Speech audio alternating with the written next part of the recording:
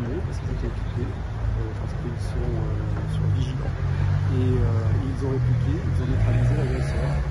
On est passé très près d'un vrai drame pour nos policiers. Et donc il n'y avait pas eu d'alerte sur une montée du degré de risque.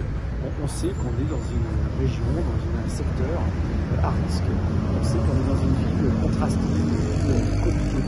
Et donc on affronte cela avec beaucoup de détermination. Est-ce qu'on en sait davantage sur le profil de l'assaillant? Oui, moi, je crois que c'est sorti aussi.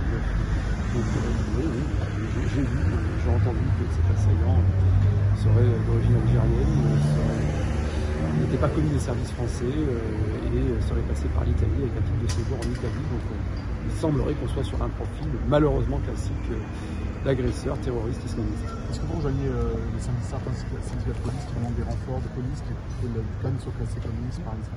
Oui, c'est autre chose. Je crois qu'il faut distinguer les choses. D'abord, là, on est sur un événement à chaud. On n'est pas là en la circonstance pour, à mon sens, revendiquer quoi que ce soit. On est là pour analyser, pour soutenir les policiers et pour rappeler la nécessité d'éradiquer ce fléau qui s'attaque à notre pays. Il y a deux problèmes. Aujourd'hui, ce n'était pas un problème d'effectif. Les policiers étaient là, prenaient leur service, ils se font attaquer pendant leur service, ils répliquent. Après, il y a d'autres soucis quand il faut parler hors de l'émotion de l'événement, le fait que notre ville de Cannes, comme je le dis depuis des années, et depuis des années, voit régresser la présence de la police nationale sur son territoire. Mais objectivement, parler de ça au moment d'une agression, je pense que c'est pas très décent.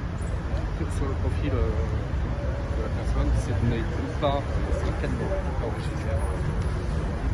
D'après ce que je me permets de le dire, parce que je respecte l'autorité judiciaire qui doit donner des éléments d'enquête, mais vu que déjà sur les réseaux et médiatiquement, il s'avère que l'agresseur serait un homme algérien qui n'était pas connu des services français, mais qui serait passé par l'Italie. Il aurait eu un titre de séjour en Italie, avec un profil malheureusement décrit qui devient assez classique dans ce type d'événement, qui raconte quelque chose qu'il faut.